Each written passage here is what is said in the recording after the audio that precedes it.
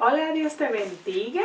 Estoy muy contenta una vez más de estar contigo. Mi nombre es Yesenia Mosquera, tu hermana y amiga en Cristo, y estoy muy feliz una vez más de que podamos hablar y compartir la palabra de Dios. La palabra de Dios es más cortante que una espada de doble filo es ella. Y estamos dispuestos nosotros hoy a recibir esa electricidad que puede inyectar la palabra de Dios en nuestra vida. Pues si estás dispuesto, prepárate, porque hoy vamos a tratar un tema sumamente importante que yo sé que será de bendición para ti y también para los tuyos. Vamos a tratar el tema de las 3 raíces de amargura. ¿Alguna vez te has preguntado tú por qué es que algunas personas vivimos en el pasado, vivimos en la culpa o en el miedo? Pues en este día vas a aprender el porqué. Dios quiere que tú seas libre, que tú estés pleno, que tú estés plena y que en tu vida exista lo que se llama una felicidad que no dependa de ninguna circunstancia ni de ningún ser humano. Jesús está a tu lado y quiere sanar cualquier herida que hay en tu corazón. En la Biblia hay muchísimos ejemplos que si yo empiezo a enumerártelo no terminaríamos hoy. Tendríamos que hacer miles de videos para poder yo explicarte cuántos ejemplos hay de personas que cayeron bajo, pero se agarraron de Dios y se levantaron, que vivieron en culpa, pero extendieron la mano poderosa de su Salvador y salieron hacia adelante. También, si te menciono toda esa gente que se liberó de pecados y se apartó de la maldad y recibieron los brazos amorosos de su Salvador al ellos apartarse de su maldad, no terminaríamos hoy, porque eso es lo que tiene Jesús para ti: salvación, ánimo, vida eterna, y sobre todo quiere que tú te acerques a Él. Ahora, si tú tienes alguna raíz de amargura, que yo sé que es muy probable que en alguna área de las que yo voy a mencionar tú sientas que no has avanzado, estás estancado o estancada, esta es tu oportunidad de agarrarte de la mano poderosa de tu Salvador y decirle a esas cadenas en el nombre de Jesús hacia afuera. Primera cadena que te puede estar atando, primera raíz de amargura. Primero que nada, ¿qué es una raíz?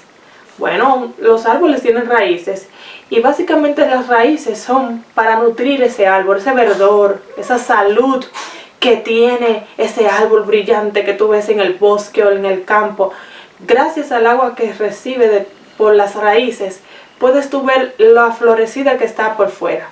Ahora, cuando hay malas raíces, entonces ese árbol está caído, no tiene frutos, está feo, porque las raíces que tiene no le están llevando el agua que desea. Así es una persona, así es un ser humano que vive en algún tipo de amargura.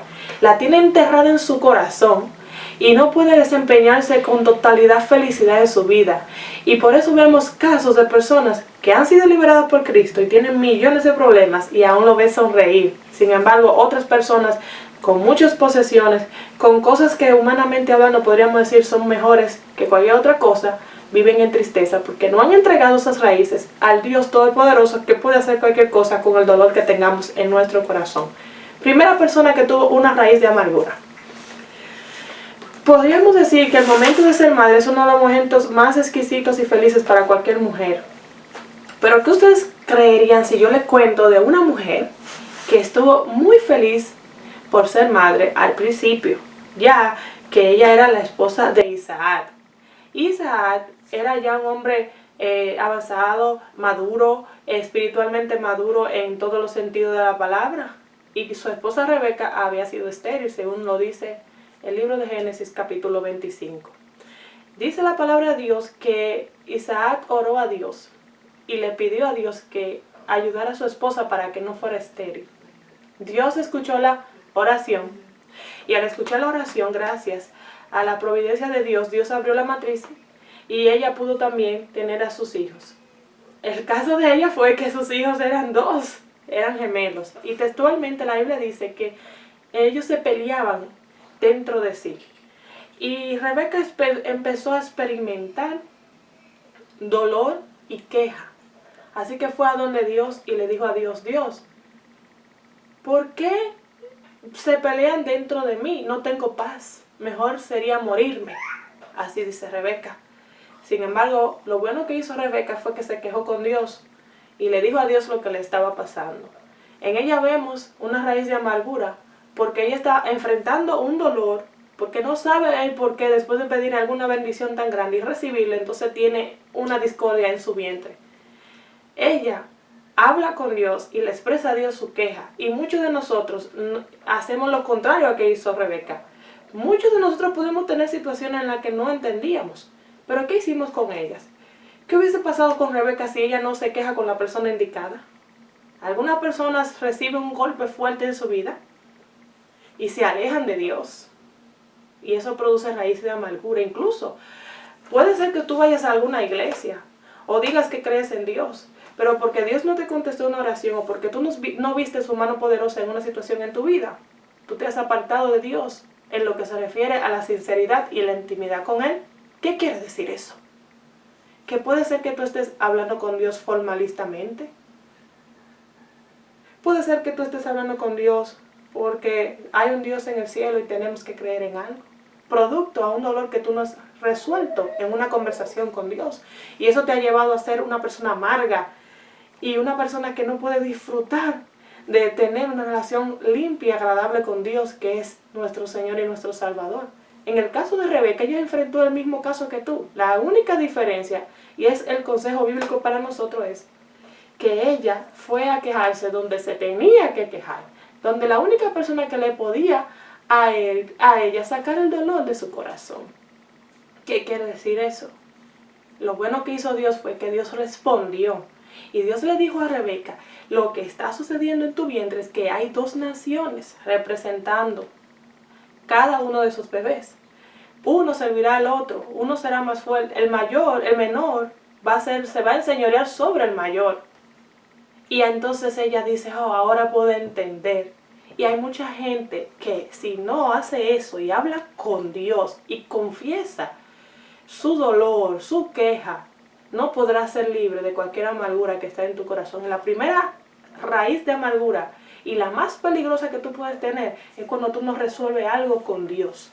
Dile al Señor, Señor, yo sufro por esta situación en mi vida que no la he podido sacar y nunca me atreví a preguntarte, Señor, el por qué. El por qué esa situación estaba en mi vida. Pero ahora vengo ante ti, entrego mi corazón, límpialo, Señor, saca la escoria de mi vida. Transforma mi corazón y saca el dolor. Ayúdame, Señor. Y yo te aseguro, querido, que me estás viendo, que si tú haces eso, Dios hará la obra. Y Dios limpiará y sacará esa raíz así, todo profundo, y la sacará y la echará a fondo de mar. Y tú vas a ser pleno en Cristo. Acostúmbrate a hablar con Dios sinceramente. Acostúmbrate a hablar con Dios lo que te pasa, lo que te duele, lo que te molesta. Y créeme que Dios va a hacer la obra, y una obra maravillosa. Porque Dios te ama y tiene oídos para escucharte. Escucharte en tu dolor, en tus preguntas. Pregúntale, háblale, hónrale y dile a Él que te sane y que toque tu corazón, que restaure esa relación tan linda que Él quiere tener contigo. Segunda raíz de amargura. La segunda raíz de amargura es la culpa. La culpa, sí, la culpa. ¿Y qué es la culpa? Ese sentimiento que todos hemos pasado en algún momento de nuestra vida. Es un sentimiento de sentir que pudimos haberlo hecho mejor y no lo hemos hecho. Quizás tú te puedes sentir que tienes culpa por algo que no hiciste con tus hijos. Por un llamado que Dios te dio y tú acabaste con él. Por alguna situación que tú hiciste, algún familiar que le diste la espalda, algo que tú hayas hecho que tú sientes todavía la culpa y quizás tú le pides perdón a Dios y le pides perdón a Dios y tú vas a Dios, pero aún te sientes que no has sido perdonado, aún esa culpa está dentro de ti. Yo te quiero decir en este momento que si ese es tu caso, en la Biblia también hubo una persona que pasó por el mismo caso que tú. Y esa persona se llamaba Jacob. Tú sabes la historia, ya hablamos de su madre previamente. ¿Qué hizo su madre? Su madre se quejó con Dios y sentía hasta deseo de morirse, pero entonces vamos con su hijo. ¿Qué pasa con su hijo Jacob? El hijo de ella sucede lo siguiente. La Biblia dice que él era el menor. Quien nació primero fue su hermano Esaú. Su hermano Esaú era un hombre fuerte, varonil, y lamentablemente sus padres tenían preferencia para su padre para Esaú y su madre para Jacob. Jacob y su madre idearon un plan. Cuando Isaac mandó a Esaú a buscar un cabrito al campo para comérselo, así un guiso, y bendecirlo, Rebeca escuchó. Al escuchar, dijo, Jacob, tu padre está planeando bendecir a tu hermano. Vamos a robar esa primogenitura. Quiero hacer un paréntesis.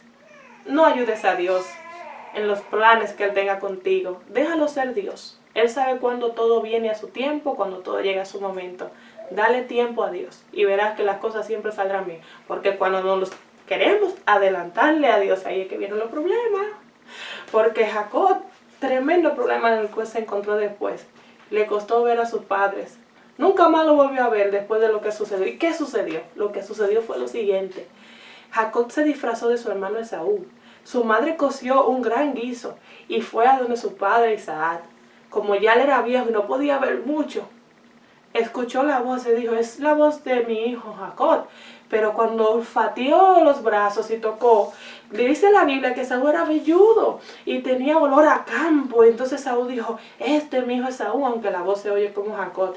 Bendijo a Jacob.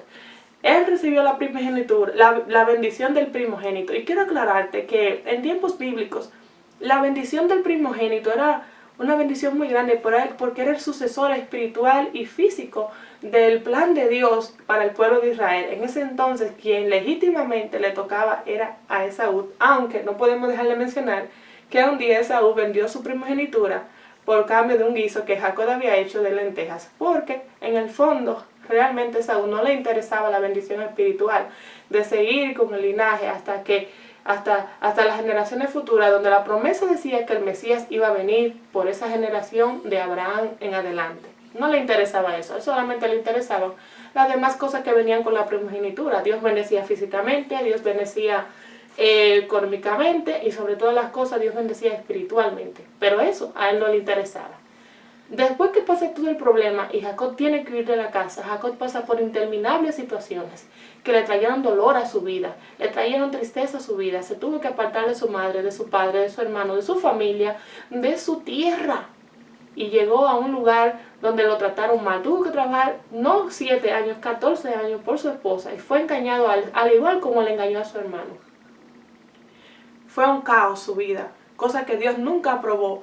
Y lamentablemente muchas veces tenemos que recibir las consecuencias de nuestros actos. Mas Dios no te abandona, pero quiere dejar claro en la palabra de Dios con estos casos que Dios no apoya lo malo. Mucha gente dice, mucha gente se casó en la Biblia y tuvieron muchas esposas, pero ninguno que hizo eso fue bendecido en su obra que haya hecho. Dios permitió que su consecuencia ellos la vivieran. Así que eso te deja a ti y a mí ver que aunque Dios me ame, si yo voy por el camino mal, Él me dejará sobrellevar mis consecuencias, aunque sea para un buen arrepentimiento. Y eso fue lo que sucedió con Jacob. Ahora, cuando una persona sabe que Dios lo ha llamado, cuando una persona sabe que Dios tiene algo para él y lo ha arruinado prácticamente, imagínense cómo se vive así, con una culpa. Y así vivió Jacob. Se fue alejando de Dios paulatinamente hasta el punto que no tenía la misma relación ya con Dios, porque vivía en culpa. La Biblia dice que en el capítulo 27 de Génesis desarrolla todo ese engranaje de la historia. Luego, en el capítulo 32, ya cuando ha pasado ya mucho tiempo, ya ha pasado lo que le conté de las esposas, del suegro, de los problemas, en el capítulo 32 de Génesis, tú lo puedes leer cuando tengas tiempo, es muy interesante. En el capítulo 32 de Génesis sucede que ya le llega el momento donde Dios le ha dicho a Jacob, te tienes que mover y regresar a tu parentela. Ya habían pasado muchos años y ustedes se imaginan, en aquel tiempo pasado Esaú quería matar a Jacob. Pero antes de él ir a encontrarse con su hermano, antes de que le llegara la hora de la verdad, acontece algo.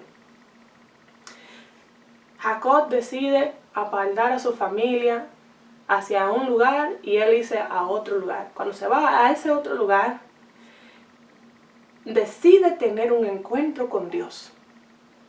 Decide tener un encuentro con Dios a solas. Y dice que él habla con Dios. Y el ángel del Señor se le presenta. Y él le dice, hasta que tú no me bendigas, tú no te vas. Y la palabra de Dios dice que ellos forcejaban hasta el amanecer. Y el ángel tuvo que herirle su muslo. Y al final le dijo, te bendeciré. Ya no será tu nombre Jacob, que significaba engañador, sino que tu nombre será Israel. Y ahí recibe Jacob en su corazón un nuevo comienzo, una libertad total de la culpa. No porque Dios no lo hubiese perdonado antes, sino porque él decidió tener una oración sincera para librarse de la cadena y de la raíz de la culpa. ¿Y cómo yo puedo comprobarte a ti que me estás viendo de que hubo una renovación total en su vida y en su familia? Bueno, porque en el capítulo 35 de Génesis, los versículos 1 al 5, sucede que Jacob, después de que tiene ese encuentro con Dios, de que se libera de toda su culpa, entonces Jacob sucede algo increíble. Llega a su casa, busca a sus esposas, a sus hijos, y le dice a su esposa: quiten de esta casa todo ídolo, quítenlo de esta casa, todo zarcillo, todo arete, todo oro de las orejas, retirarlo de mi casa. Y hagamos un altar para adorar a Jehová de los ejércitos. Eso quiere decir que en ese mismo momento, en ese mismo instante, este hombre ya no era el mismo Jacob. Ya vivía, ya su culpa la había dejado en la oración. Ya el Espíritu Santo había retirado esa culpa de su alma y de su corazón. Y en ese momento, cuando llegue, entonces, como ustedes pueden darse cuenta, ustedes son sumamente inteligentes, sé que me van a seguir. Si él, después que tiene un encuentro con Dios, es que va y dice: quiten los ídolos, era porque ya él estaba en un nivel espiritual tan bajo que en su casa estaba sucediendo todo lo que desagradaba a Dios. Pero cuando él se reconcilió, tuvo la fe, tuvo los pantalones, vamos a decirlo así, para llegar a la casa lleno del Espíritu Santo y poner su casa en orden. Y así, ese es un símbolo no solamente de las casas, de nuestras vidas, de nuestros matrimonios, de nuestra relación con nuestros hijos, de nuestra relación en nuestro trabajo. Cuando estemos bien con Dios, cuando estemos libres de culpa, aunque se desplomen los cielos y la tierra debajo de nuestros pies, nosotros estaremos felices y en paz. Porque lo mejor que le puede pasar a un ser humano es tener la libertad en Jesús. Y Dios te quiere liberar a ti de la culpa, como lo hizo con Jacob. Por último, quiero hablarte de una tercera raíz. Quizás hay otras más, pero el Señor me ha movido a mí en este tiempo a hablarte de estas tres. La última raíz de amargura se encuentra nada más y nada menos que en el libro de Nehemías. Puedes leer desde el capítulo 1 hasta el capítulo 4. Te lo recomiendo 100%. Te cuento que es la tercera raíz, es el miedo. Miedo. ¿Quién no tiene miedo? Todos tenemos miedo a algo en algún momento. Pero Dios no quiere que tú vivas en miedo. Dios quiere que tú vivas en plenitud. Nehemías, en el caso de él, fue atacado ferozmente por el enemigo de las almas a través del desánimo y del miedo. Se utilizó desde el capítulo 1 hasta el 8, más allá podría yo decir, del libro de Nehemías. Había un personaje que es el antagónico, que es Sanbalat y Tobías, que enciende todo tipo de amenazas para que Nehemías dejara la obra de Dios, para que Nehemías dejara las cosas que a Dios le agradaban que él estaba haciendo. Utilizó cartas de amenazas, utilizó palabras. Llegó en el capítulo 4 hasta decirle a Nehemías que la muralla que estaban haciendo para reconstruir la Jerusalén que había sido destruida por Nabucodonosor, dice que él vio separado en frente de ellos, de todos esos hombres que estaban por fe trabajando para levantar esa muralla, y dijeron: esta muralla es tan débil que si una zorra se subiera también se destruiría. Y todos esos capítulos pasan esas personas temorizando a Nehemías. Sin embargo, ¿saben qué hizo Nehemías? ¿Saben qué hizo Nehemías? No dejó que el miedo lo atrasara. Nehemías fue y se arrodilló, se comunicó con el Señor Jesucristo y delante de Dios peleó la batalla contra el miedo. ¿Y saben qué pasó? No le hizo caso, la obra se terminó porque fue un hombre de oración y ante el miedo no se rindió. Y quizás tú que me estás escuchando, que me estás viendo, estás ahora pasando por una situación de miedo. Sientes miedo ahora que eres nueva madre, sientes miedo de buscar a Dios, escuchas una voz que te dice busca a Dios, entrégate a Dios, pero dices, si me entrego a Dios, yo no sé cómo va a pasarme, qué va a pasar después, yo no sé cómo es. O tú quieres ser mejor cristiano y tú dices, pero yo he escuchado que el que se consagra mucho recibe más prueba. Yo te digo que no tengas miedo, que seas un hombre de construcción, una mujer de construcción, así como lo fue Nehemías, que te levantes, que asciendas en el nombre del Espíritu Santo a la plenitud que tú puedes encontrar en Cristo Jesús. No tengas miedo, levántate.